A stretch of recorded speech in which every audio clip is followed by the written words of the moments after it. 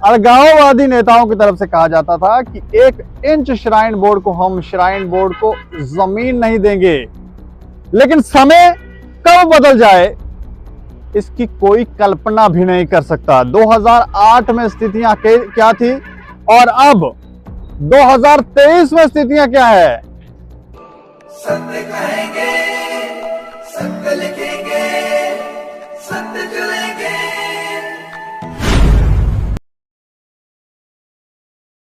नमस्कार दोस्तों, मैं हूं दीपक सिंह, दैनिक समाचार से।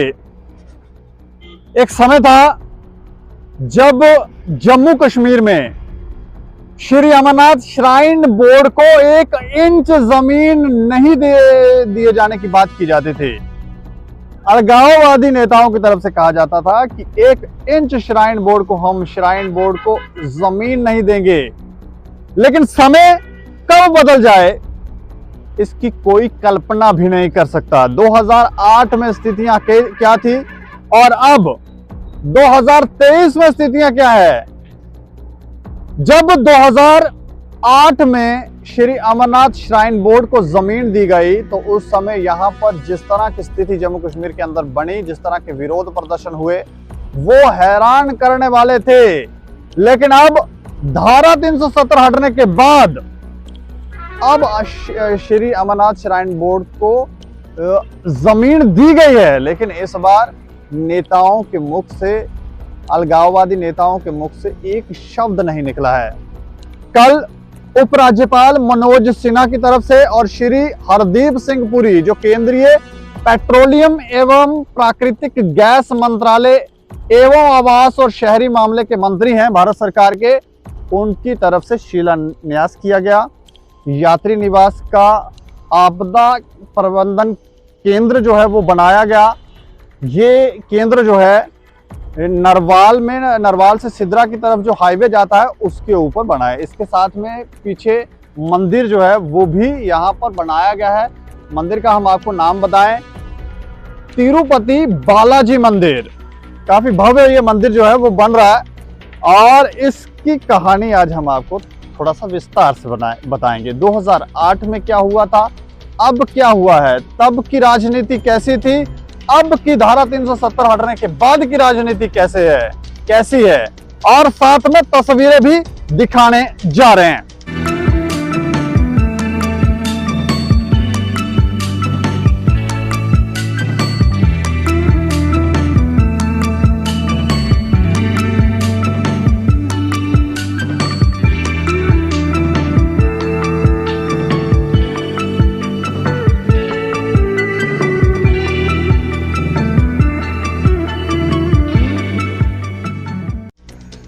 अगर इच्छा शक्ति हो तो वक्त की दिशा और दशा बदली जा सकती है।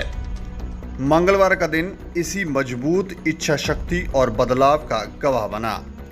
मौका था केंद्रीय पेट्रोलियम एवं प्राकृतिक गैस, आवास और शहरी कार्य मंत्री हरदीप सिंह पुरी और जम्मू कश्मीर के उपराज्यपाल मनोज सिन्हा द्वारा सिद्रा में बाबा बर्फानी के भक्तों के लिए यात्री निवास एवं आपदा प्रबंधन केंद्र के निर्माण का शिलान्यास किया। यह शिलान्यास गवाह रहेगा वो राजनेता और अलगाववादी तत्व जो कुछ साल पहले बाबा बर्फानी के भक्तों को 1 इंच भूमि नहीं देने का दम भरते थे। आज उनके मुंह से एक शब्द तक नहीं निकल सका और उपराज्यपाल ने कश्मीर संभाग में भी 4-5 यात्री निवास बनाए जाने का ऐलान कर दिया। चीज़ों को विस्तार से समझने के लिए हमें समय में थोड़ा पीछे जाना पड़ेगा, सिर्फ 15 साल पीछे। बात 26 मई 2008 की है। भारत सरकार ने तत्कालीन रियासत जम्मू और कश्मीर सरकार के साथ मिलकर एक समझौता किया। इसके तहत श्री अमरनाथ श्राइन बोर्ड को 99 एकड़ वन भूमि ट्रांसफर करने पर सहमति बनी। इस भूमि पर बाबा बर्फानी के दर्शनों को आने वाले हिंदू श्रद्धालुओं के लिए कश्मीर घाटी में अस्थायी शिविरों का निर्माण किए जाना था। बाबा बर्फानी के भक्तों को मिलने वाली ये सुविधा इस्लामिक कट्टरपंथी बर्दाश्त नहीं कर सके और उन्होंने कश्मीर में आतंकवादियों और अलगाववादी नेताओं के सहयोग से हिंसा की ऐसी विसात बिछाई जिसकी आग से पूरी रियासत धधक उठी। मजे की बात यह है कि आज सांप्रदायिक सौहार्द, भाईचारा और आपसी प्रेम की दुहाई देने वाली पीडीपी और नेशनल कॉन्फ्रेंस ने उस समय श्राइन बोर्ड के लिए जमीन जो आवंटित की गई थी उसका पुरजोर विरोध किया था। पीडीपी ने तो रियासत में कांग्रेस पार्टी के नेतृत्व में चल रही सरकार से अपना समर्थन वापस ले लिया था। हालांकि तत्कालीन मुख्यमंत्री गुलाम नबी आज़ाद ने अल्पमत में आने के बाद 7 जुलाई 2008 को अपना इस्तीफा दे दिया। उस समय NN वोरा रियासत के राज्यपाल बने। महबूबा मुफ्ती ने ऐलान किया था कि कश्मीर में श्राइन बोर्ड को 1 इंच भी भूमि नहीं दी जाएगी। कश्मीर के मुस्लिमों और उनके नेताओं की धार्मिक असहनशीलता का खमियाजा पूरी रियासत को भुगतना पड़ा और 2 महीने के लिए सभी गतिविधियां रुक गई। जम्मू के इतिहास में तो शायद कभी इतना बड़ा आंदोलन हुआ होगा। कश्मीर केंद्रित राजनीति का इतना दबाव रहा होगा कि 29 जून 2008 को तत्कालीन राज्यपाल NN वोरा ने श्री अमरनाथ श्राइन बोर्ड को ट्रांसफर की गई भूमि का फैसला वापस ले लिया और इस तरह से घाटी में उस समय विरोध का सिलसिला बंद हुआ। इस फैसले के विरोध में जम्मू में प्रदर्शन का सिलसिला शुरू हुआ और श्री अमरनाथ श्राइन बोर्ड को भूमि देने की मांग रखी गई। 1 जुलाई को जम्मू का विरोध हिंसक हुआ और सरकार को कर्फ्यू लगाना पड़ा और पुलिस ने कथित रूप से प्रदर्शनकारियों पर फायरिंग भी की थी। जम्मू में पूरे आंदोलन का नेतृत्व श्री अमरनाथ यात्रा संघर्ष समिति का दिया गया था। इस आंदोलन के दौरान कुलदीप वर्मा की शहादत और उनके शव के साथ किए दुर्व्यवहार को शायद ही कोई भूला होगा। उस समय चलने वाले हिंसक आंदोलन में कश्मीर और जम्मू के मुस्लिमों की विपरीत मानसिकता भी देखने को मिली। यहाँ एक और कश्मीरी मुस्लिम बाबा बर्फानी के भक्तों को ज़मीन देने के घोर विरोध में थे, तो वहीं जम्मू के मुस्लिम बाबा भक्तों को सुविधा देने की मांग पर प्रदर्शन करते नजर आए। सन 2008 के बाद राजनीतिक उठापटक का सिलसिला शुरू हुआ। इस दौरान एक दूसरे के दुर्विरोधी रहे पीडीपी और भाजपा ने भी मिलकर सरकार बनाई जो फेल रही। रियासत के इतिहास में ऐतिहासिक मोड़ 5 अगस्त 2019 में आया जब रियासत से अनुच्छेद 370 और 35A को एक झटके से हटा दिया गया। उसके बाद केंद्र सरकार की ओर से रियासत के अलगाववादी और आतंकवादियों पर जिस प्रकार से कार्रवाई की गई उसने पूरी रियासत की परिदृश्य बदल कर रख दिया और मुख्य धारा की राजनीति का चोला ओढ़कर अलगाववादियों के सुर से सुर मिलाने वाले राजनेताओं को भी इस सरकार ने उनकी औकात दिखा दी। मंगलवार का शिलान्यास इसलिए अहम कहा जा सकता है क्योंकि सन 2008 में श्री अमरनाथ श्राइन बोर्ड को 1 इंच भूमि नहीं देने का राग अलापने वाली पूर्व मुख्यमंत्री महबूबा मुफ्ती से इस बार एक शब्द भी मुंह से नहीं निकला। मजे की बात यह है कि कुछ दिन पहले महबूबा मुफ्ती एक मंदिर में शिवलिंग पर भगवान शिव का जलाभिषेक करती देखी गई।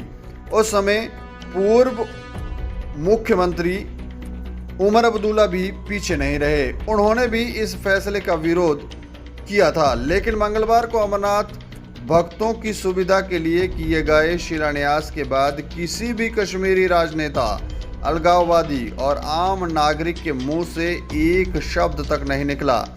ये बताता है कि रियासत के हालात बदल रहे हैं और चीज़ें धीरे धीरे पटरी पर आना शुरू हो गई हैं। हालात ये हैं कि आतंकवादी और अलगाववादी पहले से ही अलग अलग हैं, लेकिन वो राजनेता जो मुख्य धारा की राजनीति करते हैं उन्होंने भी अपना जनाधार घाटी में खो दिया है। भगवान शंकर की पवित्र तीर्थ यात्रा के लिए आज बहुप्रतीक्षित यात्री निवास के कंस्ट्रक्शन की शुरुआत सामाजिक उत्तरदायित्व के माध्यम से ऑयल नेचुरल गैस कमीशन द्वारा शुरू हो रही है। मैं इसे दैवीय कृपा ही मानता। अब देखिए पिछले 8-9 वर्षों में देश में कितना बड़ा क्रांतिकारी बदलाव आया। मैं कहूं कि एक तरह से आध्यात्मिक पुनरुत्थान भारत के वर्तमान प्रधानमंत्री आदरणीय नरेंद्र मोदी जी के नेतृत्व में प्रारंभ हुआ है। और मैं देश के दूसरे हिस्सों की बात नहीं करना चाहता। यहीं की अगर मैं बात करूं तो कल श्रृंगेरी के पूज्य शंकराचार्य जी ने पीतलवाल में मां शारदा की मूर्ति में प्राण प्रतिष्ठा की और लंबे समय से मां शारदा के भक्तों की जो इच्छा थी वो कल पूरी हुई। आज इस भवन का निर्माण हो रहा है और ठीक एक दिन बाद मैंने 8 तारीख को जम्मू में भव्य तिरुपति मंदिर का उद्घाटन भी होने वाला है, जिससे मैं समझता हूं कि श्रद्धालुओं को एक अवसर मिलेगा। मैं समझता हूं आप सब मुझसे बेहतर जानते हैं कि बाबा अमरनाथ के यात्रियों के लिए सुविधाओं का अभाव था। मैं उस कारणों में नहीं जानना चाहता हूं कि किन कारणों से अभाव था, लेकिन माननीय प्रधानमंत्री जी के नेतृत्व में जो देश भर में परिवर्तन हो रहा, उस परिवर्तन को आप जम्मू कश्मीर में भी महसूस कर सकते हैं।